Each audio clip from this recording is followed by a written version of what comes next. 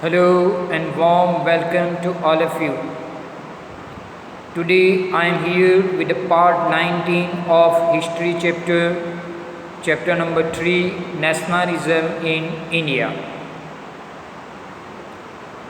In previous lecture we started limits of civil disobedience movement and we discussed limited participation of Dalit people in civil disobedience movement. We also discussed very important topic in the form of Pune Pact. Pune Pact, it was a political agreement signed by Dr. Ambedkar and prominent Hindu leaders. It gave reserve seat in provincial and central legislative council to the Dalit people, but they would have to be voted by general electorate, not by the separate electorate. Now today I am going to discuss second such community in the form of Muslim community. So we are going to discuss limited participation of Muslim community in civil disobedience movement. Some of the Muslim political organizations in India were also lukewarm in their response to civil disobedience movement after the decline of the non-cooperation Khilafat movement. A large section of Muslims felt alienated from the Congress.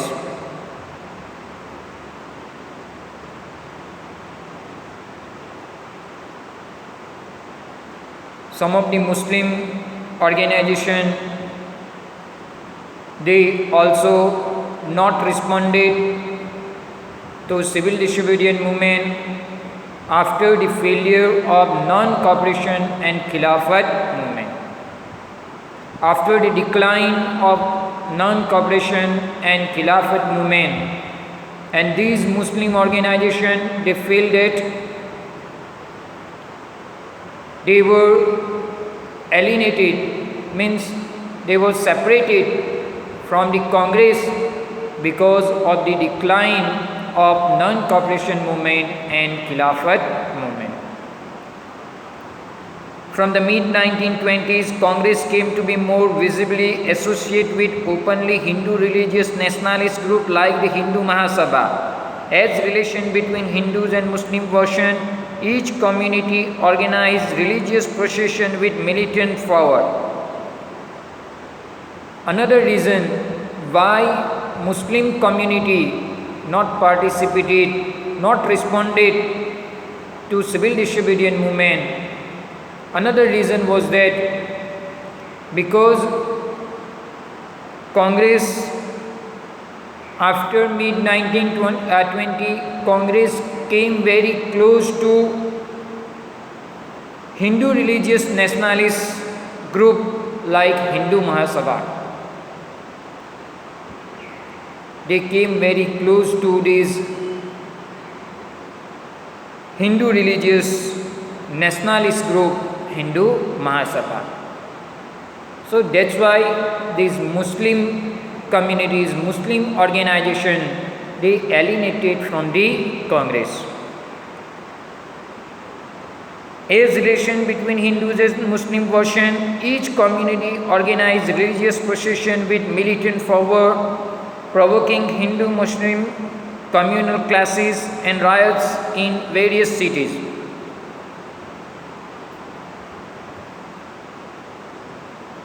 As relation between Hindu and Muslim community worsened, each time both the community, they organized religious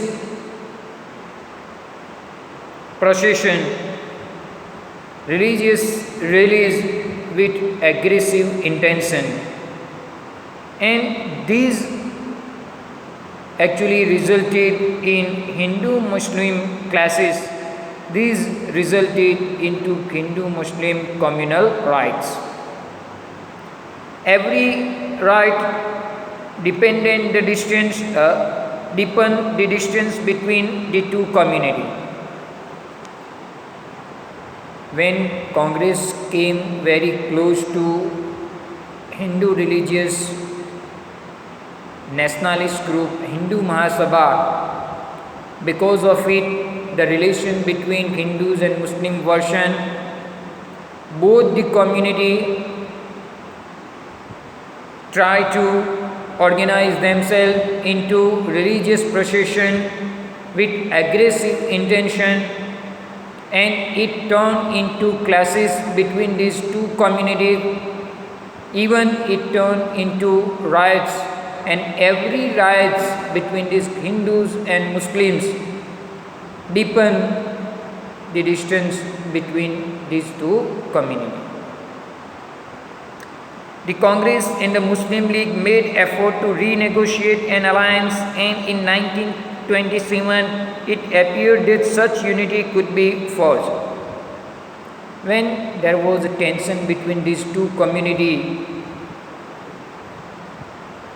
two major political groups in India in the form of Congress and Muslim League, they tried to establish alliance, they tried to establish unity between these two communities, and in 1927 they got little bit success to establish such unity.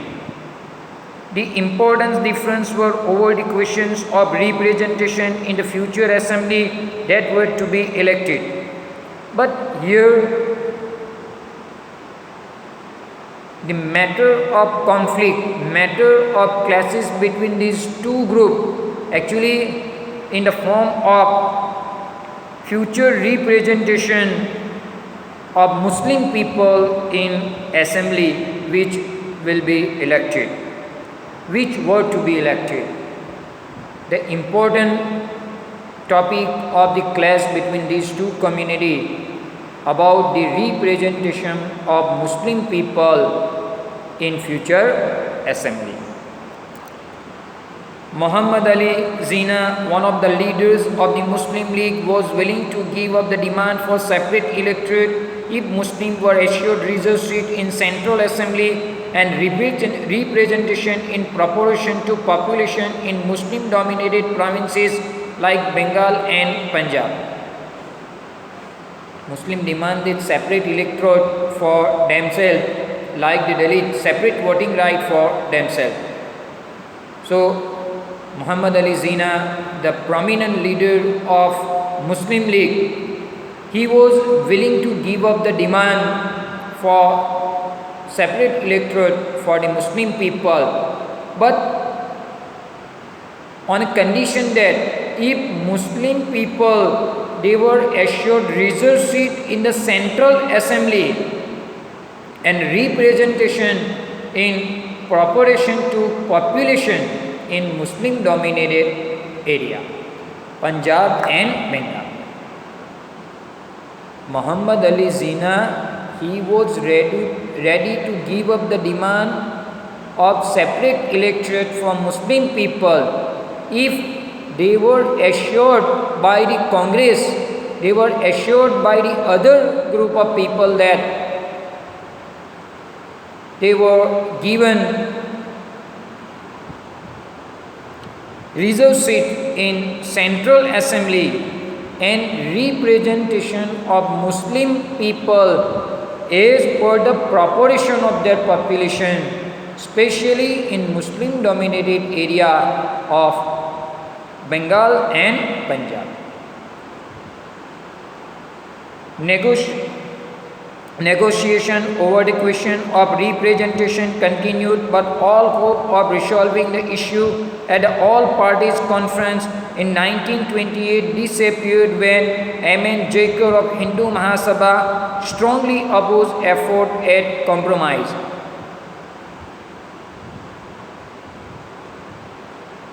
For to solve this problem of Muslim community, Congress called the meeting of all parties, and in that all parties meeting, there was a great chance of compromise between Congress and Muslim League, but it was not happen due to the strong oppose of M.R. Zaikar of Hindu Mahasabha. He strongly opposed the representation of Muslim as per the proportion of their population in Muslim dominated area. Congress tried to solve the problem by giving them representation as per their proportion to population, but the compromise was actually not happen due to the strong oppose of M.R. Jaikar of Hindu Mahasabha. When civil disobedience movement started, there was thus an atmosphere of suspicion and distrust between communities. Alienated from the Congress, large section of Muslims could not respond to the call for united struggle. So when in such situation, when civil disobedience movement was started by Mr. Gandhi, there was an atmosphere of doubt, atmosphere of suspicion, atmosphere of distrust between these two communities. And when Gandhiji called for the civil disobedience movement, many Muslim leaders, they not responded to the call of united struggle. Many Muslim leaders and intellectuals expressed their concern about the status of Muslim as minority within India. They feared that the culture and identity of minorities would be submerged under the domination of Hindu majority. Why they not supported? Why they not responded? Means Muslim leaders, Muslim League not responded call for the civil disobedience movement. The reason are that at that time there was a atmosphere of distrust, atmosphere of suspicion, atmosphere of doubt between these two communities. Even some of the Muslim leaders and intellectual, educated people, they feel that the status of Muslim people, actually the culture of the Muslim people might submerge under the domination of majority Hindu people. So these leaders, these Muslim leaders and intellectuals, they were actually worried about the status of Muslim people in India. They feared that might Muslim people lose their identity, might they lose their culture under the dominance of Hindu majority, under the dominance of this Hindu Mahasabha. So this way they not responded to the call for the civil disobedience movement. So dear students, today I have completed the limits of civil disobedience movement. One limit of civil disobedience movement in the form of limited participation of Dalit people, and the second limit of the civil disobedience movement in the form of limited participation of Muslim community. Even we can add the third limit in the form of limited participation of workers, but these two, the limited participation of Dalit and Muslim, these two are important and major limit of civil disobedience movement. With this, I would like to conclude my today's lecture. Inshallah, we will meet again with a new part of the same chapter. Thank you very much for your cooperation. Dear student, if you have any problem, if you have any query regarding to my explanation, you can contact me on my mobile number. In every lecture, in description, I am writing my mobile number, so you can contact me for your problem, for your query. I am always ready for solving your problem. So we will meet with the new part of the chapter very soon. Thank you very much.